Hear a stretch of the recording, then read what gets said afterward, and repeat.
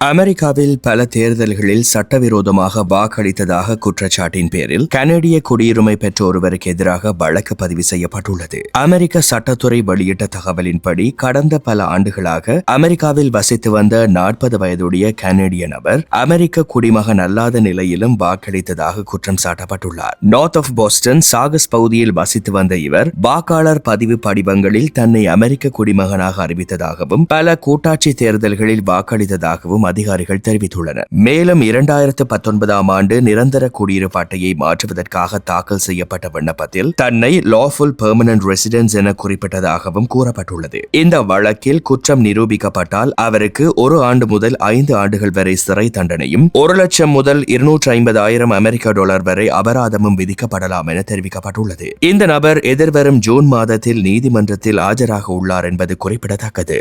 இந்த செய்தி உள்ளிட்ட மேலதிக விரிவான செய்திகளுக்கு www.behindmenews.org என்ற எமது இணைய பக்கத்தினை பார்வையிடவும்.